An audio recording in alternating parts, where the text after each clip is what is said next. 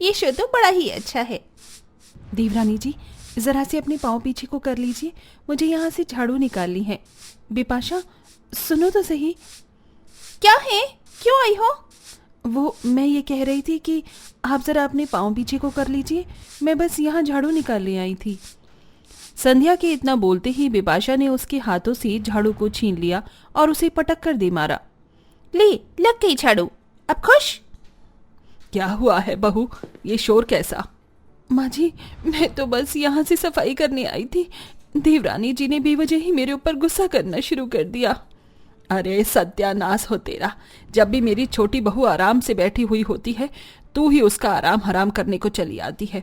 मैं ये बहुत बार देख चुकी हूँ, तो इससे जलती है ना? माँ जी, आप ये कैसी बातें कर रही हैं, मैं भला इनसे क्यों जलूंगी? आप हमेशा मुझे ही क्यों डांटती हैं? अच्छा, मैं तुझे ही डांटती हूँ। जितना इस भिखारन की इज्जत करते हैं, इसे वो हजम नहीं होती है। सही कहा, ये ऐसी ही है। जा अपने कमरे में जाकर दफा हो। संध्या को रजंती ने उसके कमरे में भेज दिया, जहां जाकर संध्या जोर जोर से रोने लगी। अपनी माँ को रोता हुआ देख वहां पर उसका बेटा अशोक आया और अपनी माँ के आंसुओं को पोंछने लगा। रो मत माँ, जब मैं बड़ा हो जाऊंगा ना तो दादी को और चाची को अच्छा सबक सिखाऊंगा। अरे लल्ला, तू कब आया? मैं रो थोड़ा ही रही हूँ। झूठ मत बोलो माँ, आप रो ही रही थी। मैंने नीचे सब देखा, कैसे दादी ने आपको डांटा और गंदी चाची ने आपकी झाड़ू को फेंका। ये सब अच्छे नहीं है माँ, बहुत बुरे हैं। लेकिन जब आपका बेटा बड़ा हो जाएगा तो वो आपको इन सभी से दूर ले जाएगा। अपने बेटे की बात सुनकर संध्या का दिल और भर आया और उसने उसे सीने से लगा लिया। उस दिन संध्या बहुत ज्यादा रोई। संध्या गरीब घराने से आई थी और उसके पति का भी काम कुछ खास नहीं चल रहा था, इसलिए रजंती, बिपाशा और त्रिशा उससे नफरत करते थे। वहीं बिपाशा और त्रिशा बड़े और अमीर घरानों से थीं और साथ ही उनके पतियों का काम भी बहुत ज्यादा अच्छा था, इसीलिए रजंती बिपाशा और त्रिशा को ज्यादा प्यार देती थी। ऐसे ही समय बीतने लगा और अब बरसातें लग चुकी थी। लगातार घर में जलन और चिड़न की वजह से झगड़े होते थे, जिनमें आज के दिन तो ऐसा पंगा हुआ कि रजंती ने संध्या, त्रिशा और बिपाशा के बीच बंटवारा ही कर डाला।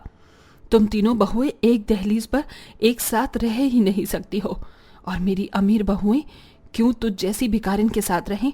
इसीलिए मैं आज से ही ये फैसला कर रही हूँ कि तू संध्या अपने परिवार के साथ बाहर रहेगी। ये जो घर के बाहर की जमीन है ये तेरी होती है। संध्या ने अपनी सास के फैसले पर कोई उंगली नहीं उठाई। रजंती ने उसे सारी संपत्ति से बेदखल कर दिया, जिसके बाद संध्या 50 गज के छोटे से खेत में आ गई। वो नाम को खेत था। वहीं पर एक भूसे की झोपड़ी बनी हुई थी, जिसमें संध्या का परिवार गुजारा करने लगा।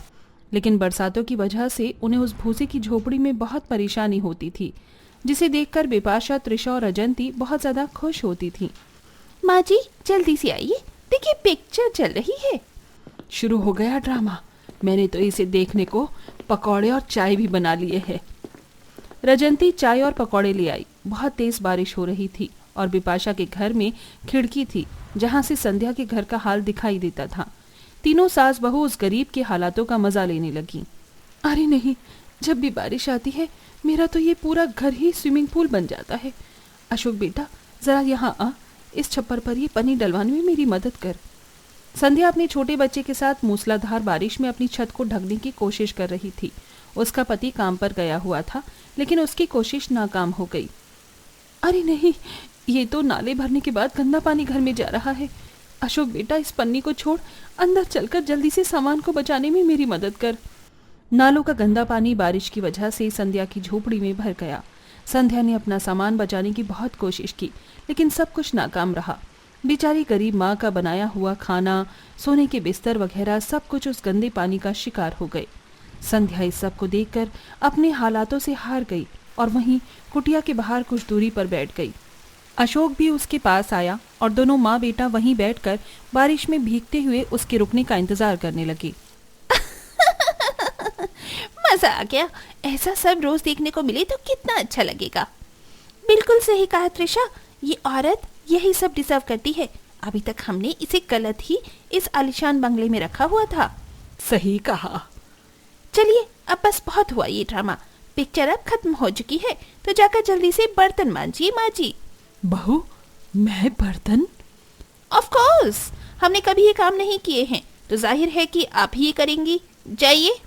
रंजती, बिपाशा और त्रिशा को कुछ नहीं बोल पाई और उसे ना चाहते हुए भी बर्तन साफ करने पड़े। वहीं दूसरी तरफ गरीब संध्या के बेटे अशोक को भूख लग रही थी। माँ, पेट में दर्द है, कुछ खाने को दो ना। क्या तू मेरी बच्ची, अब तो कुछ भी नहीं बचा है। जो खाना बनाया था वो सब उस नाले के गंदे पानी में भीग गया। चल, मैं कहीं से इंतजाम करती हूँ। संध्या अशोक के लिए इंतजाम करने को निकल गई। उसे अपनी सास का ही घर दिखाई दिया।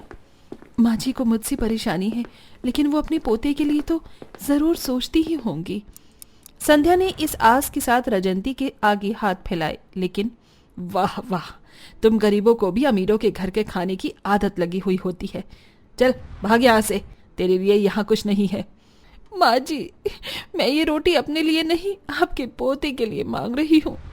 हाँ, तो तेरा बेटा क्या कहीं का वीआईपी इंसान है? वो भी तेरी गरीब औलाद ही है, और मैं तुम गरीबों को अपने अन्न का एक दाना नहीं दूंगी। रजंती की बात सुनकर संध्या हक्का बक्का रह गई। उस दिन के बाद संध्या ने कभी अपनी सास के दर पर पलटकर नहीं देखा। चाहे कैसे भी हालात होते, लेकिन संध्या अपनी सास से ना कोई मदद मांगती थी और ना ही कोई उम्मीद लगाती थी। वहीं दूसरी तरफ बिपाशा, त्रिशा और रजंती खूब संध्या की हालातों का मजाक बनाती थीं और उसकी गरीबी का तमाशा देखती थीं। ऐसे ही चलते हुए अब सालों बीत जाते हैं। भले ही संध्या गरीब थी, लेकिन उसने अपने बेटे को पढ़ाया लिखाया था और अब अशोक की पढ़ाई पूरी हो गई थी। आज अशोक पढ़कर अपने घर लौटने वाला था। आज तो मेरा बच्चा आ रहा है। उसकी पसंद का दाल का हलवा मैंने बना दिया था, अब उसे गर्म कर देती हूँ। मेरा लाल भी बस आता ही होगा। संध्या ने चूल्हे पर बड़ी मुश्किल से हलवा गर्म किया, क्योंकि तब भी हल्की हल्की बारिश हो रही थी और उसका घर टपक रहा था। अभी बस उसने हलवे को गर्म करके रखा ही था कि तभी उसका बेटा आ गया। अशोक, मेरा बच्चा तू आ गया। संध्या अपने बेटे से लिपट गई। आज घर में उसका पति मोहन भी था। कितना बड़ा हो गया है माँ, आपका शुक्रिया, जो आपने इन हालातों में भी मेरी पढ़ाई पूरी करवाई। अब देखना आपका बेटा कैसे आपके हालातों को बदलेगा और इस गरीबी से निकालकर आपको महलों तक लेकर जाएगा।